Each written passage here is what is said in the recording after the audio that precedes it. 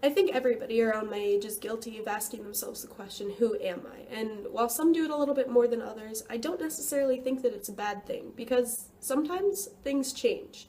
For example, when I was 15, I was sent away to a drug rehab program, and the only outside contact that I had with the world was with church and seeing my parents every other month for 2 days. I went into that program angry, bitter, and alone, but I left there happy and hopeful. And all of my life experiences up until that moment, up until this moment, have shaped me to be who I am. There is a theory called social identity theory, which explains that a person sees themselves based off of who they hang out with. And before rehab, that was me. I was a chameleon made up of all the colors of the people that surrounded me. I was a concoction of who I thought I should be, rather than who I really was. But being sent away changed me. I think the most important thing that happened there was a change in my worldview. Before rehab, I didn't believe in any sort of deity, and I sure didn't believe in one that loved me. But when I left, I had a heart full of God's love, and I was ready for His plan for me. I wasn't taught the Christian worldview, I was shown it. I felt it. In addition, being in rehab taught me to be more grateful, more responsible. It taught me to see the silver linings in everything. The girl who was once only responsible for snorting lines and blowing her paychecks now has a resume with job experience and has learned to save money. I learned to fix the broken things in my life instead of throwing them away. I'm a hard worker, truly. I did nothing but work on myself for a year and a half, and that's made me try harder in everything that I do.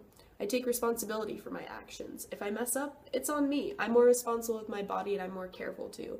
And I learned to communicate better. I used to keep everything tucked away. I was taught to speak up, and more importantly, I was taught to listen.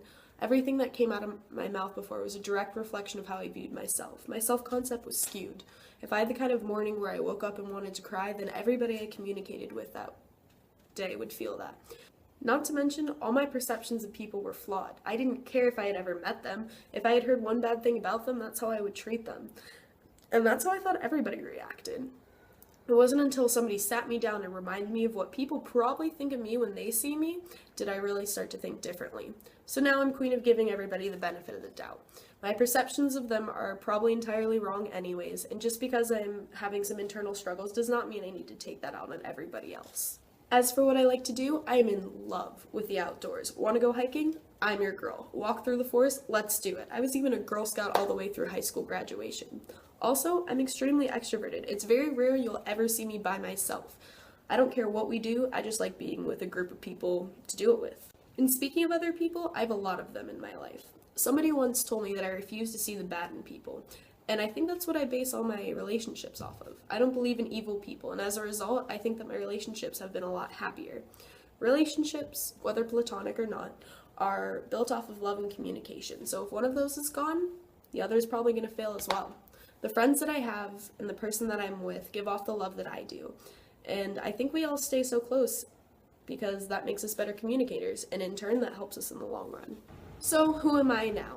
I'm a mix of everything. My masculinity and femininity vary depending on the day, and I'd go so far to say I'm rather androgynous in the way that I look. I don't like being girly, I never have, it kind of makes me uncomfortable, but no matter what, the point is this. Who I am right now is just that. Who I am right now. And while I may still be a mess sometimes, and I may occasionally wear boxers under my skinny jeans, I'm the person who is made up of beautiful characteristics and qualities that my God gave me. So I think it's okay to continuously ask yourself who you are, because depending on where you're at in life, it may change. What's important is that you embrace that change.